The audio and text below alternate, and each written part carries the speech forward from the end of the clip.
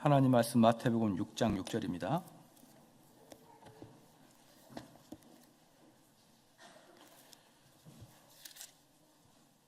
마태복음 6장 6절.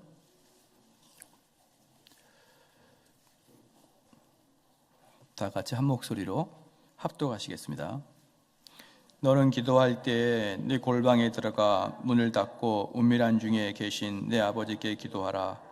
은밀한 중에 보시는 내 아버지께서 갚으시리라. 아멘. 이것이 기독교인의 묵상이다. 책 보겠습니다. 114쪽이죠. 114쪽입니다.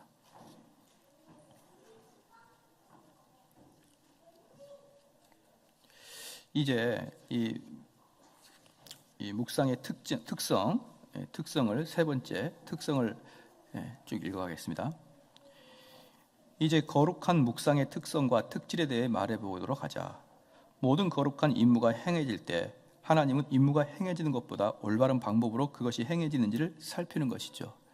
그러니까 우리가 신앙생활 때 항상 염두에 둘 것이 뭐냐면 무엇인가를 했다, 무엇인가를 내가 참여했다가 아니고 진짜 그게 올바른 방법대로 실천됐느냐가 정말 중요하기 때문에 우리가 무턱대고 기도를 하거나 무턱대고 성경 공부를 하는 것 자체에 큰 의미를 두면 안 되는 것이죠. 올바른 것들을 항상 배워서 그 방법대로 실천을 해 나가는 것이죠. 그래서 우리가 하나님의 말씀을 올바로 듣지 않았으면 듣더라도 그분을 기쁘시게 하지 못한다. 그런 면에서 그리스도는 어떻게 너희가 듣는지를 주의해야 되는 것입니다. 우리가 올바른 방법으로 기도하지 않으면 겸손하게 또 뜨겁게 믿음으로 기도하지 않으면 기도하는 하나님께 상달될 수 없을 것입니다. 또 하나님과 그리스도에 대한 묵상이 되지 못할 것입니다. 그리고 하나님께서 묵상하라고 한 올바른 방법을 따라 묵상하지 않으면 약속은 우리에게 무용지물이 되고 마는 것이죠. 여기서 보니까 하나 우리가 정말 좀 알아야 될 게 뭐냐면 뜨겁게 믿음으로 기도하는 것이죠. 뜨겁게 믿음으로 기도. 가만히 보면은 뭘 좀 공부했다, 성경 좀 공부한다 그런 사람의 기도는 잠잠합니다. 희한하죠. 성경 좀 공부했다 그러면 기도가 점잖해요. 그런데 여기서는 분명히 뭐라고 합니까? 뜨겁게라는 것이죠. 그래서 이제 우리 여기서 설교 시간에 하기 좀 적절한가 모르겠습니다만은 네덜란드 개혁주의와 청교도 개혁주의의 차이가 하나 뜨거움이에요. 뜨거움. 그래서 네덜란드 개혁주의자는 전반적으로 이성적이고 논리적이고 정연하고, 청교도들은 좀 열정적이고 뜨겁고 가슴을 치며 회개하는 것이 있죠.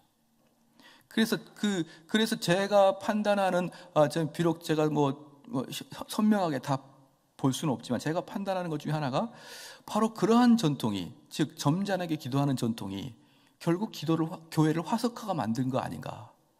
교회를 화석화되게 하지 않느냐. 그래서요, 청교도의 신앙은 저희 교회가 정확하게 말하면 특별히 제가 네덜란드 화랑 개혁주의보다는 청교도를 좋아하는 이유가 바로 그것 때문에 그렇습니다. 성도들이 그 책을 읽거나 그리고 설교를 들을 때 그 마음에 불일 듯 일어나는 그런 감동이 있느냐, 아니면 이론으로만 그냥 딱딱하냐. 예컨대 가장 간단하게 뭡니까? 바른 교회의 표징이 뭐죠? 바른 교회의 표징은 바른 말씀, 바른 성례, 바른 권징, 이 세 개가 바른 교회의 징표죠. 이 세 개를 나열하는 것이 뭔 의미가 있겠느냐는 것이죠. 그러니까 신앙생활 할 때 바른 교회의 징표 1번 바른 말씀, 2번 바른 성례, 3번 바른 권징, 그리고 그 다음에 올바른 성례는 무엇인가, 이렇게 나가는 게 무슨 의미가 있겠느냐 말이에요. 이게 제가 문제시하고 있는 지금 교회의 모습이에요. 바른 말씀이다 그러면 바른 말씀을 전파해서 그 바른 말씀으로 사람들의 가슴이 막 찢어지시 아프고 아니면 막 기쁘고 즐겁고 소망이 있고 이런 감정이 유발돼야 되는데, 맹맹하게 그냥 요약해가지고 1번, 2번, 3번 바른 교회 말씀 성례는 어떤 1번, 2번, 3번 이렇게 요약을 딱 하는 것이,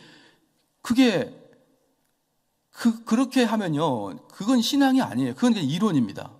그런데 많은 경우에 그렇게 그냥 교리를 이론적으로만 설명하거나 하나님 말씀을 이론적으로만 설명하여서 설교를 들을 때 그런 것이 있었구나, 내가 몰랐구나, 이 정도의 머리만 터치하고 지나가는 경우가 너무 많다 이 말이에요. 정말 그 말씀을 들을 때 내 마음에 대목까지 확 박혀가지고 섬찟하고 찌릿찌릿하고 깜짝깜짝 놀래고 그 설교를 듣고 나서 눈물이 핑 돌고 최소한 열받기라도 해야죠. 열받기라도 감정적으로 터치가 돼야 되니까. 그런데 그게 아니라 열도 받지도 않고 눈물도 안 나고 내가 모르는 것을 깨우쳤구나. 이렇게 이것이 신앙이라고 착각하는 사람이 의외로 많습니다. 똑같은 방법으로 기도도요. 하나님 아버지, 내가 또 이렇게 했고 저렇게 했고 너무 점잖아요. 그러한 것들은요, 우리가 묵상할 때 우리가 상당히 우리가 경계를 해야 됩니다. 여러분, 그게 점잖은 것 같지만 시간 지나면 화석화가 됩니다. 그리고 그 자녀들은 보나마나 그러한 기도를 본받기 때문에 기도하지 않을 거예요. 그래서 우리는 기도할 때 열정을 가지는 것을 꼭 여러분이 알아야 될 것입니다. 또 여기서 이제 열정을 가진다는 뜻이 뭐냐면, 가끔 묵상의 특징 중에 하나가 뭡니까? 하나님과 나와의 아주 조근조근한 대화죠. 대화. 내가 사랑하는 사람과 만난 것. 그렇죠? 여러분이 오랜만에 사랑하는 사람, 아니요, 오랜만에 안 만나더라도 매일매일 직장에서 만나는 사람, 매일매일 만나는 가족 보면 어떻습니까? 가슴이 좋잖아요. 뜨겁고 기쁘고 즐겁고 서로 감동이 되고. 그래서 그들이 조용 앉아가지고 조곤조곤 이야기를 해도, 또는 격렬하게 토론을 해도 시간 가는 줄 모르고 이야기합니다. 네, 특별히 사랑하는 사람과. 그게 이성적인 관계뿐만 아니라 동성 간에도 서로 호감이 있고 서로 같은 가치관을 갖고 있는 사람들이 이랬지 저랬지 하면서 이야기하는 게 시간이 후뚝 지나가는 것이죠. 그래서 시간을 보니까 벌써 집에 갈 시간이네 이렇게 되는데, 아니 근데 하나님과 만났는데 뭘 그렇게 지겨워하는지 몰라요. 지겨워. 왜 그럴까요? 왜 하나님과 만났는데 그렇게 지겨울까요? 여러분이 잘 아실 거라 생각합니다. 그래서 저는 그렇게 지겹다, 너무 할 말이 없다. 왜 할 말이 없냐 그러면, 나랑 마음에 안 드는 사람과 둘이 한번 여행을 해보세요. 할 말이 있는지 없는지. 생판 모르는 사람, 여자들 둘이 만나면 금방 이야기하더라고요. 근데 저는 만약에 비행기에서 옆에 남자가 앉아있으면, 여자가 앉아있고 남자가 앉아있고 10시간 동안 저는 묵상하고 옵니다. 묵념.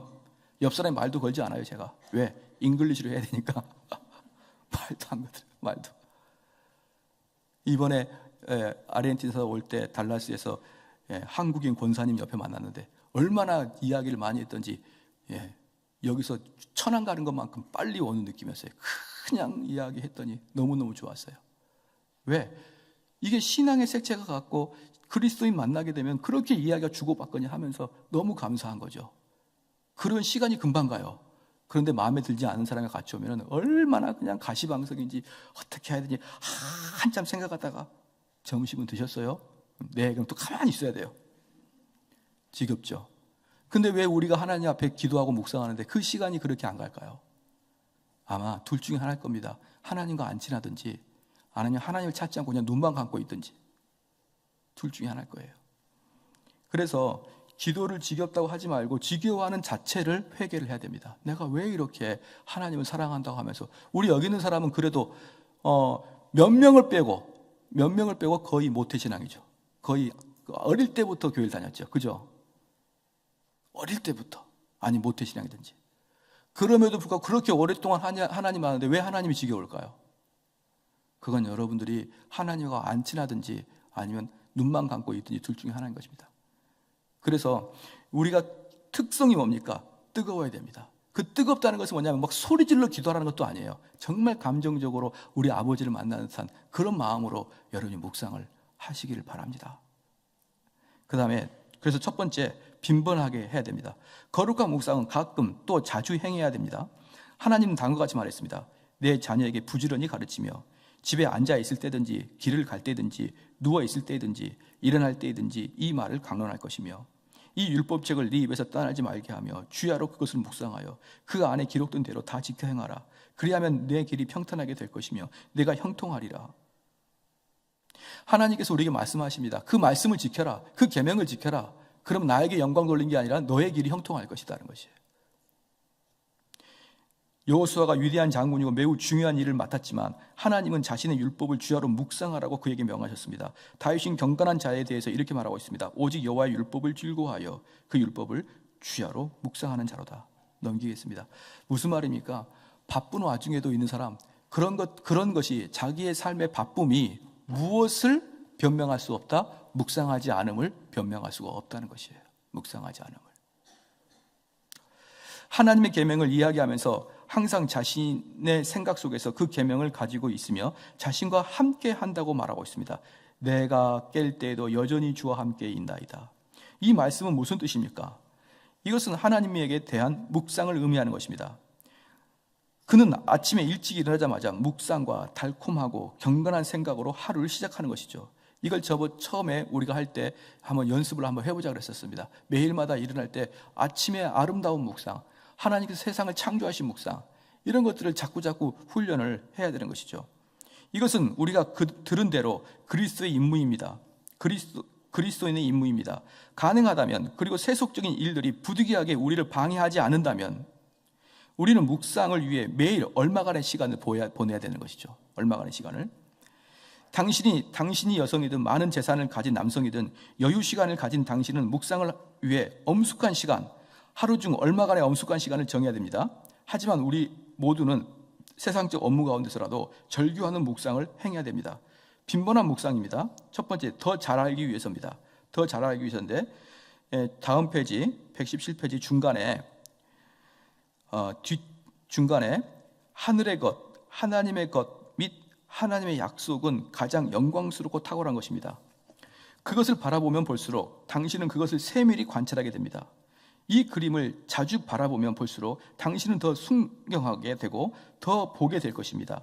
하나님, 그리스도 및 하늘은 끝없는 보화가 묻힌 광산과 같습니다.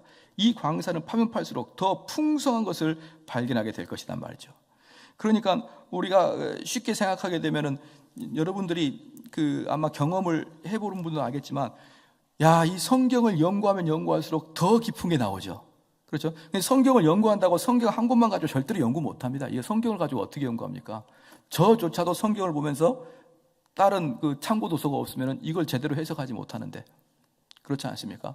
그래서 성경을 해석할 때 이 성경책 하나만 가지고 있는 게 아니라 여러 참고 도서를 가지고 성경 연구할 때 어떻습니까? 그 다음 장 넘기는 게 너무너무 기대가 되는 거예요. 또 뭔 보화가 있을 것인가? 그래서 저는 성경을 연구할 때 정말 기대가 됩니다. 이게 목사라서 그러는 거 아니에요. 목사도 놀고 자고 싶은 마음 얼마든지 있습니다.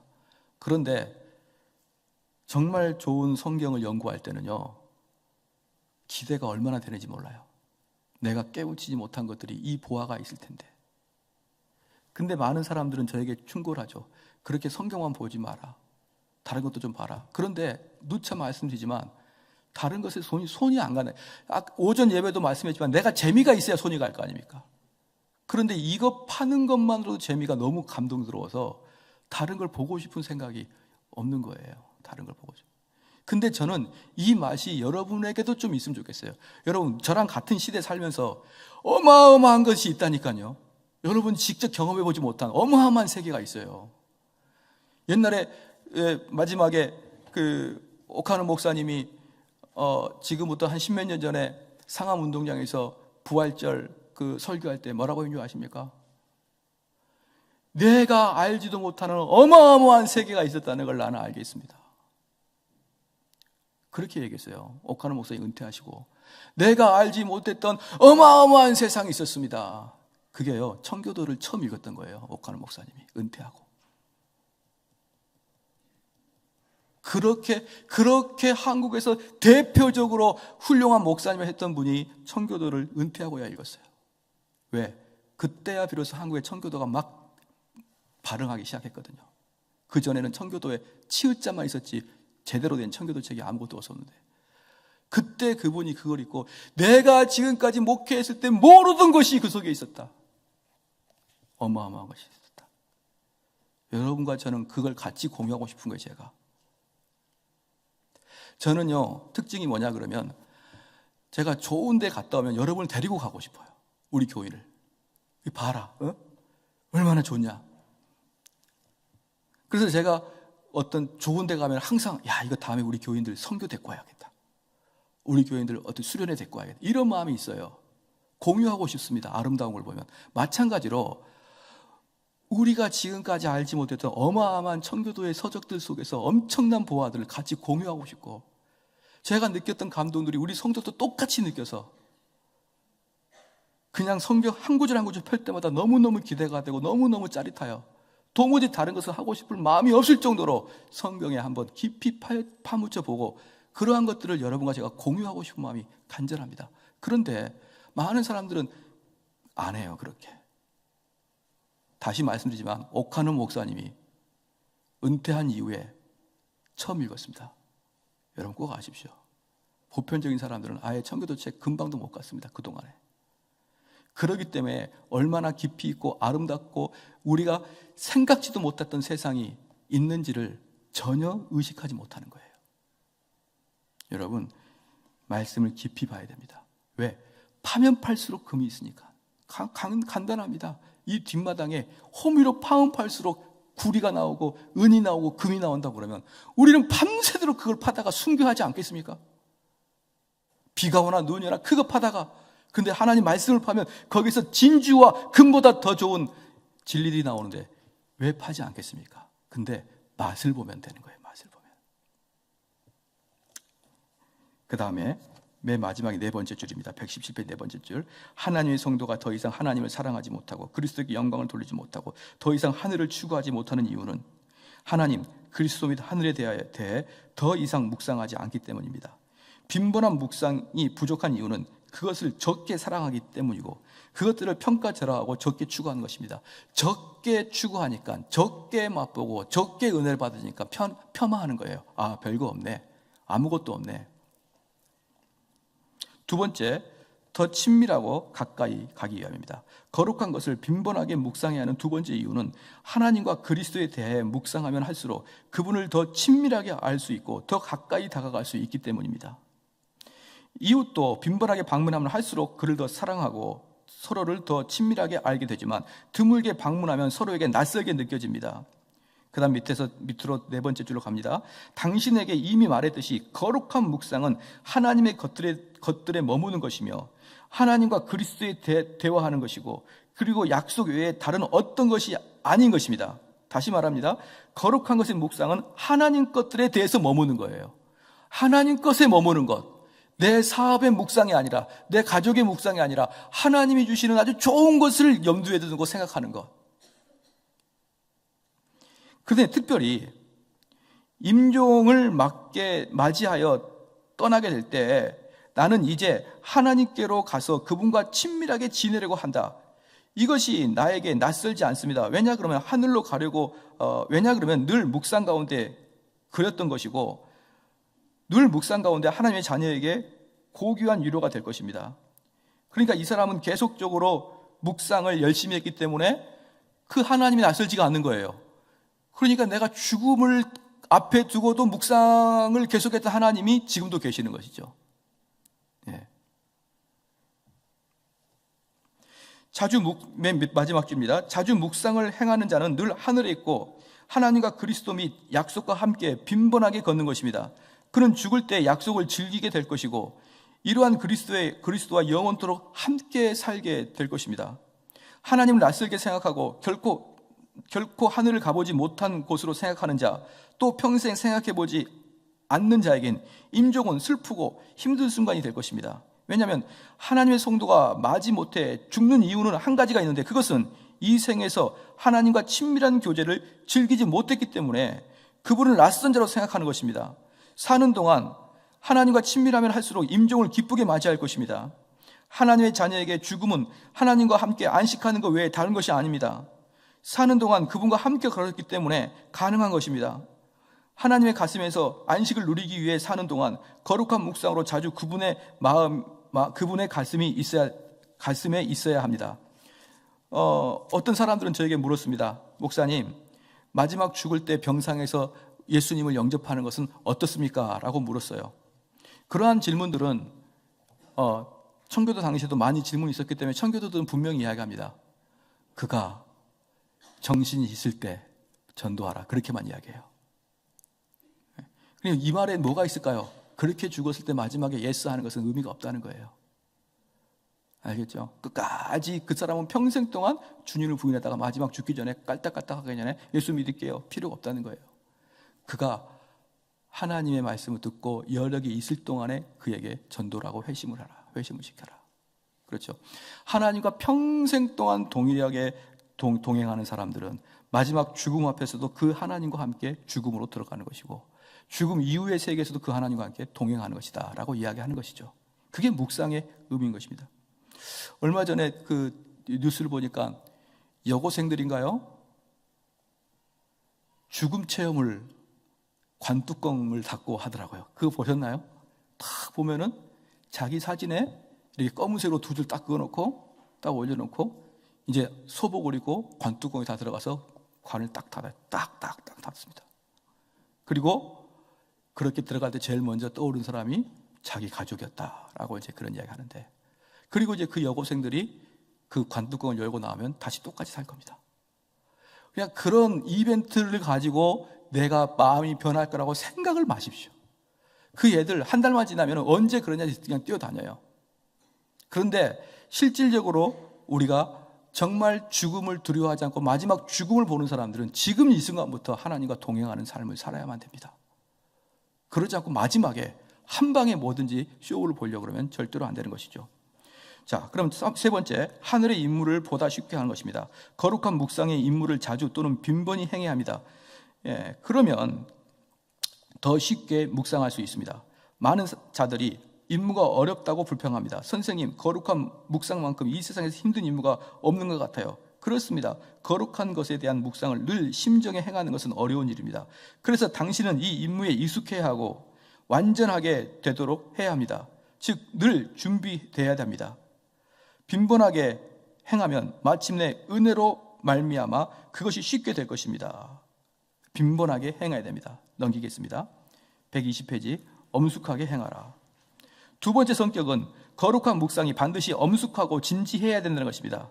이 임무에 익숙해야 하지만 습관성과 형식성에 주의해야 됩니다. 좋은 임무의 형식성은 순전한 기름 상자를 썩히는 하루살이와 같습니다. 하나님은 형식적 기독교인과 형식적 기도를 증오한다, 이렇게 이야기했어요. 아까도 똑같이 말씀드렸지만 이게 뭐가 없는 겁니까? 열정이 없고 감동이 없고 뜨거움이 없는 기도 말입니다.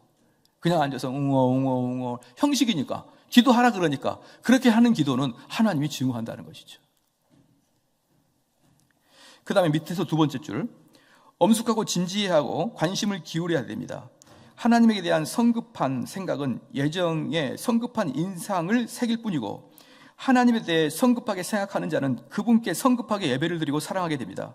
죄에 대해 가볍게 생각하는 자는 죄를 가볍게 여길 것입니다. 하나님에 대해 가볍게 생각하는 자는 하나님도 그를 가볍게 여길 것입니다. 그렇게 적은 예정을 가지고 하나님께 예배드리며 적은 헌신과 존경으로 행하는 이유는 하나님에 대해 가볍게 생각하는 것이기 때문입니다.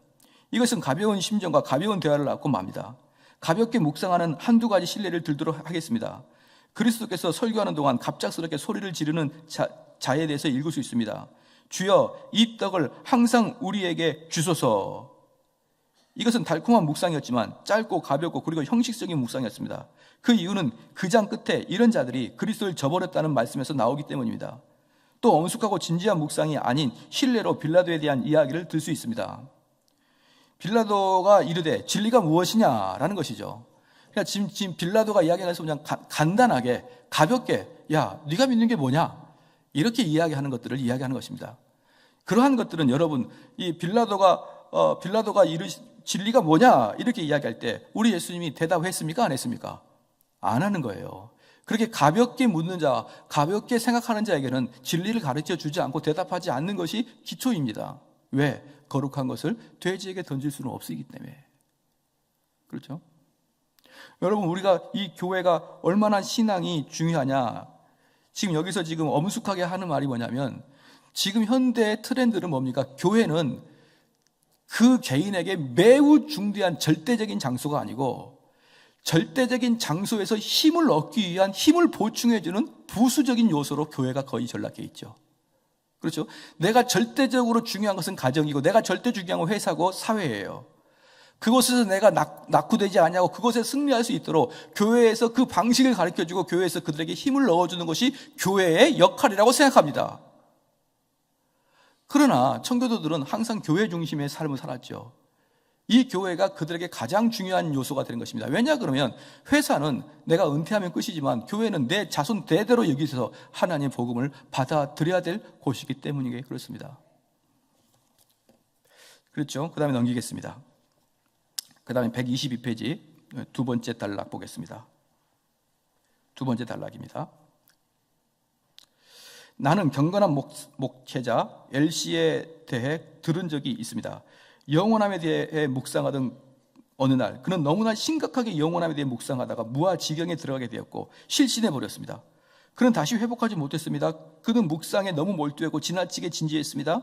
진지해야 하지만 지나치게는 말해야 된다는 것이에요. 여기서 묵상할 때는 지나치게 묵상하다가 어떻게 됩니까? 헷가닥 할 수가 있다는 것이죠.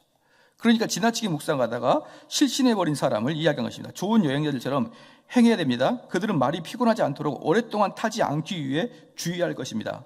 적당하게 말을 타야 하고 여행이 끝날 때까지 심하게 다루지 않을 것입니다.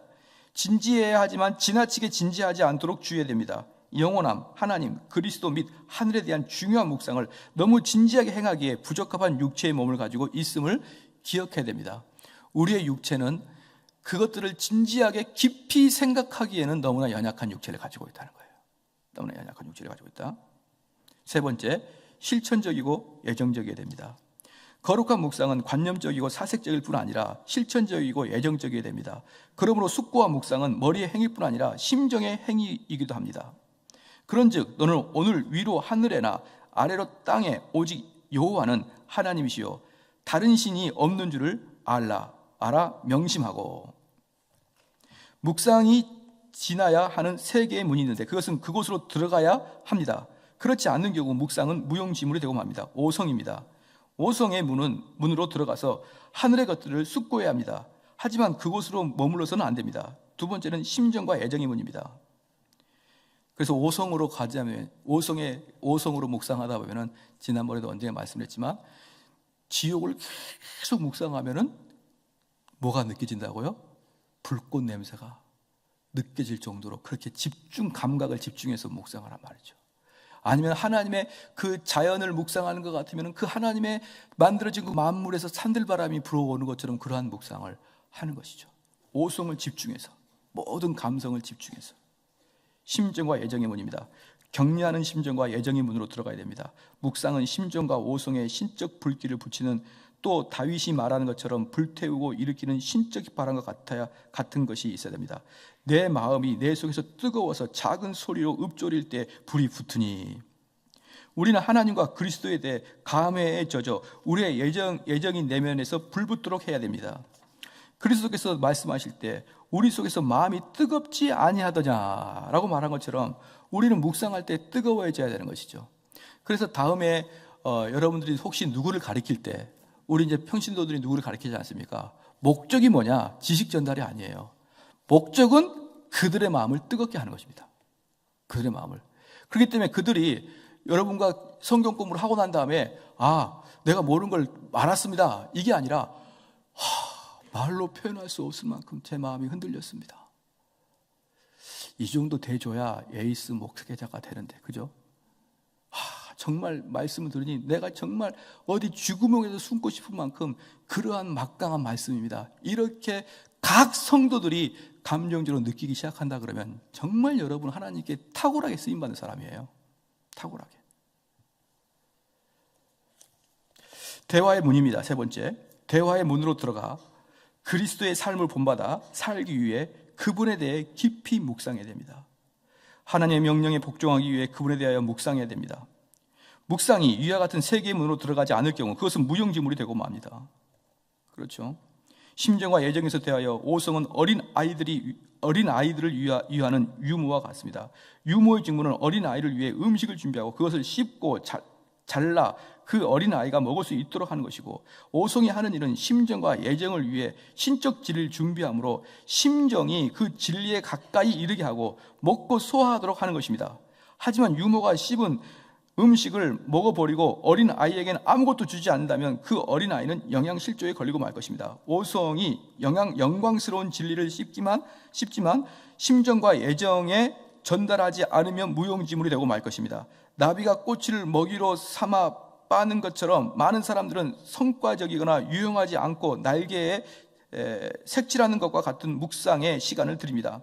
날개에 색칠하기 위해 하나님의 실체에 대해 연구하고 숙고하며 하나님과 그리스도에 대한 언어에 죄의 개념에 그리고 약속의 호기심을 가지지만 심정과 애정에 전달하지 않기 때문에 더욱 거룩해지지 못하고 묵상을 통해 나은 삶을 살지 못하는 것입니다. 하지만 참된 묵상은 이렇습니다. 빈퉁그러진 우리 죄 문제를 해결하기 위해 그리스도에게서 나오는 덕을 발견하도록 그분에 대해 묵상하는 것이며 그분처럼 변화되기 위해 그분에 대해 묵상하는 것입니다. 하나님을 사랑하고 그분을 열망하며 그분 안에 즐기고 그분의 명령에 따라 살기 위해 그분에 대해 묵상하는 것입니다. 죄로부터 돌아서고 그것을 증오하고 미워하기 위해 죄에 대하여 묵상하는 것입니다. 하나님을 자주 명상함으로 그분을 향해 불붙게 되는 그분의 사랑에 거룩한 불이 있을 때 약속에 대한 묵상은 우리들 그것들에 가깝게 합니다. 나의 기도를 기쁘게 여기시기를 바라나니 나는 여호와로 말미암아 즐거워하리로다. 여러분들이 어떻습니까? 여기 한번 봐볼까요? 주일날 다 설교의 목적, 이 예배의 목적은 우리의 마음속에 감화 감동이에요. 감화 감동. 그게 목적입니다. 감화 감동. 여러분들이 그렇게 되길 바라고, 그렇게 되지 못하면 제 책임도 있겠지요. 제가 그렇게 할 수 있는 능력이 부족할 수 있겠지요. 그러나 저의 설교의 목표는 감화 감동입니다. 감화 감동을 위해서 제가 공부하는 거예요. 감화 감동을 위해서 제가 지식을 여러분에게 심어주는 것이죠. 그것들이 목적이 아닙니다. 그 목적은 여러분의 감화 감동입니다. 그래서 거기서 기쁨을 얻고 확신을 얻으면 또 추구하게 있고 또 추구하게 되어 있어요. 그래서 뭐라고 합니까? 고기를 사주지 말고 생선을 사주지 말고 생선 낚는 법을 가르쳐달라, 이렇게 얘기했잖아요. 그런데 유대인의 속담은 이렇게 합니다. 생선 낚는 법도 가르칠 필요 없이 한 번만 생선 맛을 붙여주면 알아서 낚게 된다. 그래서 우리가 하나님 말씀의 이 예배에서 감화 감동을 겪어본 사람들은 그 예배를 또 참석하고 싶고 또 참석하고 싶지만 그러지 않으면 우리는 곧 식어버리고 말 것입니다. 그래서 이 말씀은 거룩한 묵상을 실행함으로 평범하고 정직한 심정을 가진 기독교인이 훌륭한 학자보다 여러 차례 더 많은 혜택을 얻는 이유에 대해 말하고 있습니다. 훌륭한 학자는 어떤 영광스러운 표현과 어떤 호기심을 가진 개념들을 발견하기 위해 묵상할 것이기 때문입니다.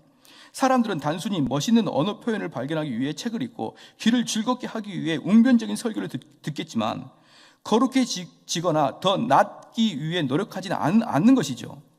가장 정직하고 평범한 심정을 가진 기독교인은 하늘의 것들에 대해 묵상함으로 더욱더 하늘의 삶을 살고 하나님에 대해 묵상함으로 그분을 더욱더 사랑하고 두려워합니다.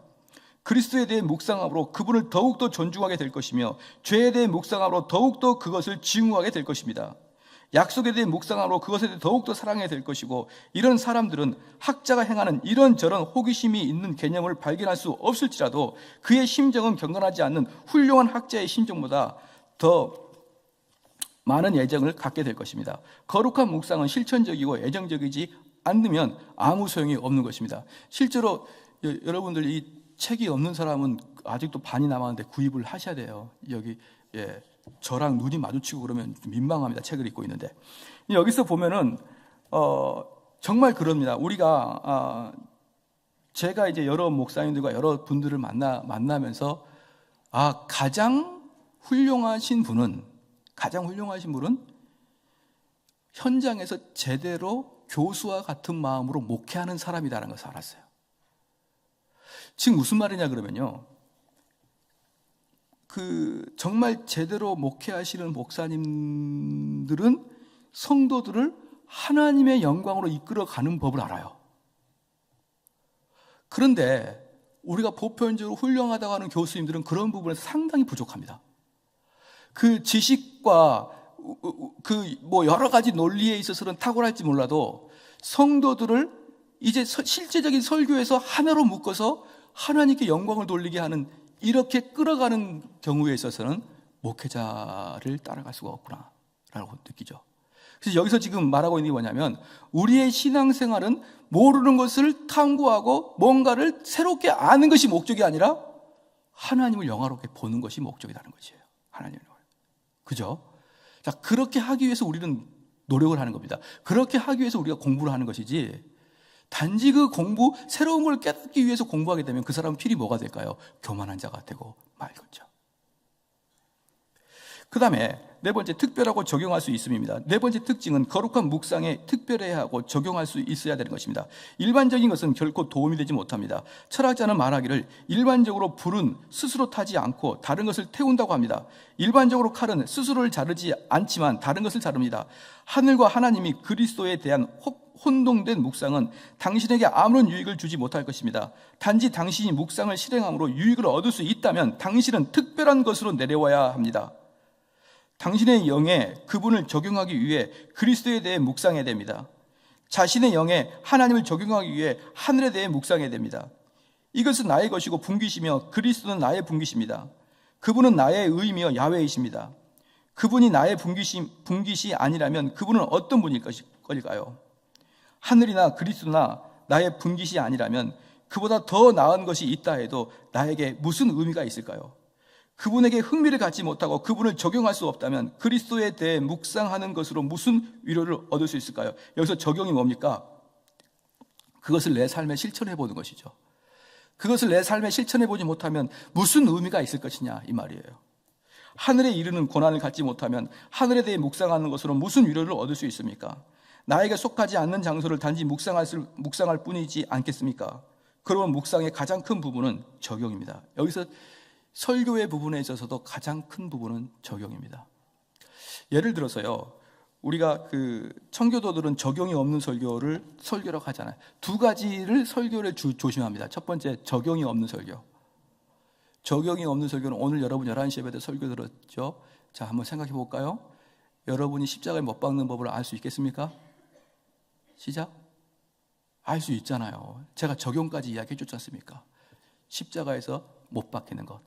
어떤 것이 못 박히는 것? 죄와 허물이 못 박히는 것. 그 죄 중에 특별히 교만의 죄를 못 바꾸는 것. 그러한 것들이 하나하나가 적용입니다. 그러니까 그렇게 청교도들은 적용을 설교의 60% 정도를 적용으로 둬요. 그리고 또 하나, 설교가 아니라고 말하는 게 뭐냐면 교리적 설교가 아닌 것을 설교가 아니라는 것이죠. 예컨대 성경을 읽고 그때그때 떠오르고 그때그때 감동되는 것을 설교하는 것을 청교도들은 설교라고 하지 않아요. 철저히 교리적 관점에서 틀리지 않아야만 제대로 된 설교라고 표현할 수 있죠. 여러분이 잘 알아야 되겠죠. 그러한 것들을 만약에 다음에 여러분이 누군가를 가르칠 때 꼭 염두에 두시길 바랍니다. 이 두 가지를 잘 염두에 두셔야 될 것 같습니다. 그 다음에 127페이지 위에서 네 번째 줄입니다. 심정이 힘차게 역사하도록 격려하는 네 가지가 있는데 필연성과 탁월성, 타당성, 영속성입니다. 심정은 어떤 것이 필연적일 때 탁월한 것에 매료됩니다. 특별히 그것이 타당성이 있을 때, 이것이 영속성을 지니고 있을 때 그러합니다. 하나님과 그리스도에 관해 이 네 가지 모두를 말할 수 있는 자는 정말 행복한 자입니다. 하나님, 그리스도 및 하늘에 대한 탁월성 묵상할 때, 또 그것을 즐기는 필연성이 있을 때 그렇습니다. 타당성은 더 할 수 있다면 이 모든 것은 나의 것이 되고, 하나님은 나의 하나님이 되고, 그리스도는 나의 의가 되고, 하늘은 나의 분깃이 되고, 나의 분깃은 영원할 것입니다. 이런 자는 이미 하늘에 있는 자이기에 성경을 삶에 적용할 수 있게 됩니다. 그러면 이 임무의 실천에 유의해야 됩니다. 당신의 적용은 묵상은 적용되어야 됩니다. 어떤 약이 만병통치약은 아닐지라도 적용되지 않으면 그 약은 무용지물되고 말 것입니다. 샘의 물이 어떤 방법으로든지 저수지를 통하여 당신에게 전달되지 않으면 그 물은 당신에게 아무 소용이 없습니다. 이렇게 하나님, 그리스도 및 하늘에 대한 묵상이 적용되지 않을 때 유용하지 않을 것입니다. 이것은 성례에서 특별히 유용하게 사용됩니다. 성례에서 당신이 행해야 하는 일은 묵상이고, 모든 성례적 묵상에서 당신은 적용에 늘 관심을 가져야 됩니다. 당신을 위해 부서진 그리스도의 몸과 빵의 부서짐에 대해 묵상할 때 당신은 나를 위해 부서졌고 적용해야 됩니다. 포도주가 부어지는 것을 볼 때 당신은 십자가상에서 부어지는 그리스도의 피를 묵상하는 것입니다. 이 피는 나를 위해 부어졌고 이 몸은 나를 위해 찢겨졌습니다. 믿음으로 적용되어야 하는 것이죠. 이것은 믿음의 큰 행위입니다. 하나님께서 그리스도를 제안하고 나에게 그분을 주시기에 성례의 달콤함이 있는 것입니다. 그래서 옛날에는 성례전 할 때 빵을 어떻게 했습니까? 이렇게 빵을 딱 쪼갰어요. 사람들 보는 앞에서 톡 쪼개버립니다. 왜? 예수님의 몸이 너희를 위해서 이렇게 쪼개졌다는 것을 보여주기 위함이고, 그렇죠? 그 피를 묵상할 때는 저 피가 땅에 뚝뚝 떨어지면서 내 죄를 위해서 피를 흘리셨구나라고 묵상하는 게 성례전에 참석하는 것입니다. 다섯 번째, 침착하고 조용하게입니다. 다섯 번째 특징은 거룩한 묵상이 침착하고 조용해야 된다는 것입니다. 이 임무를 실천할 때 영향을 잘 받는 많은 기독교인이 있는데 이런 자들은 지나치게 자신에게 강요할 것입니다. 이것은 어린 기독교인에게 흔한 것입니다. 그들은 자신의 죄들에 대해 묵상할 때 스스로에게 눈물을 흘리도록 강요할 것입니다. 그리스도에 대해 묵상할 때 즐거움을 강요할 것입니다. 이것은 어린 기독교인의 묵상할 때 자신의 애정을 잘 발견할 수 없기 때문에 자신의 애정의 격렬함을 사용하는 것이고 눈물이나 기쁨을 가지려고 강요하는 것입니다. 이것은 묵상하는 것의 성격에 따라 달라집니다. 다음 구절을 읽어보겠습니다. 오른손을 잡아 일으키니 발과 발목이 곧 힘을 얻고 뛰어서 서서 걸으며 그들과 함께 성전으로 들어가면서 걷기도 하고 뛰기도 하며 하나님을 찬송하고. 사도행전 3장 7절 8절. 이 불쌍한 자는 평생 걷지 못하고 어머니의 태에서부터 저른발이었습니다. 다리에 힘이 없는 것을 알기 때문에 뛰지 못하고 다른 자처럼 바로 걷지도 못했습니다. 하지만 발과 발목이 힘을 얻은 후 그는 너무 기뻐 뛸 수밖에 없었던 것입니다. 많은 기독교인이 처음 이 묵상의 임무를 행할 때 자신의 심정이 죽었고 둔하다는 사실을 깨닫기 때문에 그 애정을 격렬하게 하고 억지로 눈물을 흘리거나 기뻐하려고 합니다. 이렇게 행해서는 안 됩니다. 최선의 길은 하나님의 내려오시는 묵상하면서 기다림으로 시므온처럼 이스라엘의 위안을 기다리는 것입니다. 누가복음 2장 25절에 예루살렘에 시므온이라 하는 사람이 있으니 이 사람은 의롭고 경건하여 이스라엘의 위로를 기다리는 자라. 성령이 그 위에 계시더라. 그래서 우리는 그분의 위안을 위해 하나님을 기다리는 이 복된 임무를 사용해야 됩니다.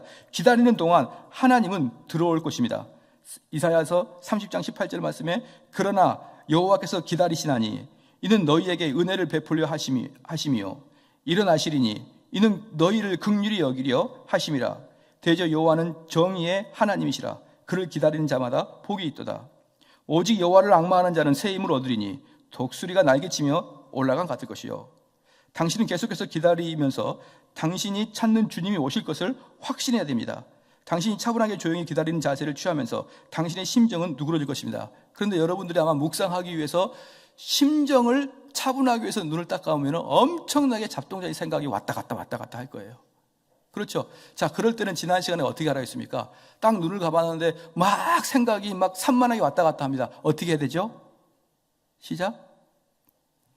아브라함이 재물을 쪼개서 하나님의 임재를 기다리고 있는데 참새가 와서 쪼아먹을 때 참새를 쫓아내듯이 여러분의 머릿속에서 산만하고 분주하게 있을 때는 여러분이 적극적으로 그것을 생각하지 않도록 쫓겨내야 됩니다. 그리고 하나님의 임재가 될 때까지 그걸 차분하게 기다려야 되는 것이죠. 그런데 우리는 보편적으로 한국 사람들은 너무 바쁜 나머지 자, 기도합시다 그러면 막 이야기한 다음에 자기의 이야기를 막 한 다음에 하나님께서 우리에게 임재하길 기다려야 되는데 기다리지 못하고 어떻게 됩니까? 기도 끝내고 마는 거죠. 예. 그러니까 기도가 희한해요. 기도가 우리는 다 알고 있습니다. 하나님과 우리의 대화하고 하나님과 우리의 관계라고 하지만 그런데 하나님을 진짜 인격적으로 생각한다 그러면 정말 우리 하나님과 대화하냐 이 말이에요. 그냥 쏟아만 내고 하나님께서 우리에게 임재하는 것을 기대도 안 하고 그냥 떠나버리지 않습니까? 그렇지 않아요? 뭐 여러분들은 그렇지 않습니까? 저는 지금도 기도가 제일 어렵습니다. 왜? 눈 감으면 해야 될 일이 너무 많이 떠오르거든요. 이것도 해야 되고 저것도 해야 되고 심지어 새벽기도에 눈을 딱 감으면 이번 주에 성찬 사경에 준비해야 되는데 그 아직도 덜 준비했는데 이것 때문에 기도가 안 돼요. 하나님의 거룩한 일을 준비하면서도 기도가 안 됩니다. 그리고 눈을 버럭뜨고 다시 올라와서 준비를 하는 거예요. 이렇게 기도가 어렵습니다. 이 준비야 아침부터 저녁까지 계속 할 수 있죠. 책을 읽어가면서 골라낼 것도 골라내고 뺄 것을 빼고 얼마든지 준비할 수 있죠. 하지만 기도는요, 여러분 기도 10분 하기 어렵습니다. 제 타이핑 치고 이건 하루 종일 24시간 해도 가능하다고요. 잠만 안 자면. 근데 기도는요 안 됩니다. 안 돼요. 그래서 기도가 가장 어려운 묵상이고 가장 어려운 실천인 것입니다. 그럴 때 온갖 잡동사니 생각날 때 여러분이 예수의 이름으로 그걸 다 쫓아내야 됩니다. 쫓아내고 내 마음이 평정할 때까지, 성령의 역사가 여기에 임재할 때까지 여러분은 기다려야 된다. 그렇죠. 조금만 더 하겠습니다. 그 다음에 이제 130페이지로 넘어가겠습니다. 견인해야 됩니다. 견인해야 됩니다. 마지막으로 거룩한 묵상은 견인해야 됩니다. 당신은 기대하는 혜택과 위로를 얻기 위해 얻을 수 없어도 이 임무에 견인해야 됩니다. 묵상의 사역에 관심을 가진 많은 기독교인이 있습니다. 하지만 어렵고 힘들다는 것을 압니다. 그들은 심정에 많은 반대, 산란한 생각, 많은 영적 혼란을 직면하면 실망하여 제쳐놓고 맙니다. 자신이 굳이 해야 할 일이 아니라고 판단합니다. 먹이를 찾는 표범에 대해 읽은 적이 있습니다. 가만히 앉아 사냥감을 찾으면서 포획할 가능성이 있을 때까지 참고 기다립니다. 그러나 묵상의 임무를 지나쳐버리는 많은 기독교인은 참고 견디지 못하고 서너 번 무심코 지나칩니다. 그러다 보면 사냥감을 놓치고 말죠. 이것은 큰 잘못입니다. 당신은 하나님을 기다리면서 이 임무를 지속적으로 견인하고 계속해야 됩니다. 이 임무를 견인하기 위해 4가지를 주장합니다. 이 견인이 뭐죠? 참고 인내하는 거예요. 견디고 인내하는 겁니다. 견디고 인내하는 게 바로 견인이에요. 그러니까 우리가 칼빈주의 5대 강령의 마지막에 성도의 견인, 이것은 하나님 우리를 코를 딱 꿰서 끌고 가는 견인이 아니라 그랬죠. 성도는 그가 참된 성도라 그러면 어떠한 환난과 공고함을 인내로 참고 견디는 자입니다. 마찬가지로 묵상할 때 여러분이 인내하지 아니하면 여러분은 묵상의 자리를 쉽게 이탈하고 만다는 것이죠. 제가 한때 여기서 이제 표범이 나오는데 저는 표범보다 더 희한한 걸 봤습니다. 뭐냐? 북극곰을 봤습니다. 북극곰. 여러분, 북극곰이 어떻게 먹이를 잡아먹는 줄 아십니까? 북극곰은요, 그 얼음밭에 엄청나게 구멍이 많이 뚫려 있어요. 구멍이. 우리 왜 겨울에 얼음 낚시하면 구멍 뚫어 놓잖아요. 그렇게 구멍이 엄청나게 많습니다. 얼음밭에. 그리고 북극곰이 한 구멍을 딱 앞에 앉아요. 구멍을. 그러면 걔는 이제 누구를 잡아오냐? 물고기는 안 튀어나와요.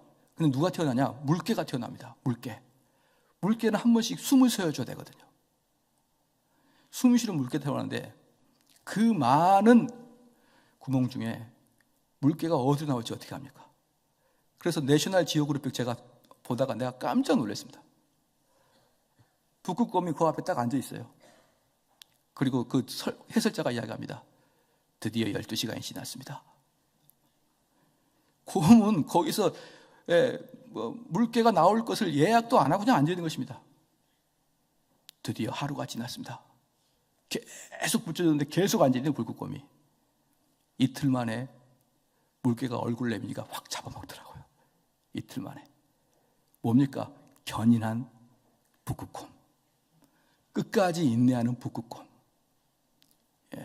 먹이를 잡아먹기 위해서. 우리들도 하나님의 그 심중에 있는 것을 찾아내기 위해서 끝까지 견디고 인내하면서 기도를 해야 되는 거예요. 기도를. 그렇죠. 옛날에 한국 교회는 철야 기도가 있었습니다.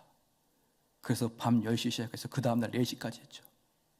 그때 얼마나 많은 사람이 인내하고 기도했을까요? 지금 생각해보면 그들과 우리의 믿음의 선배들, 그분들과 우리들은 성정이 똑같은 자들입니다. 근데 그들은 그렇게 밤새도록 기도하면서 얼마나 인내하고 기도했을까요? 근데 우리는 그렇게 못하는 거예요. 아는 것은 많이 알아요. 근데 기도를 못합니다. 말은 잘합니다. 근데 인내는 못하는 거예요. 근데 그러한 자들에 의해서 하나님은 발견되기 시작하는 것이죠. 오늘 여기까지만 하겠습니다.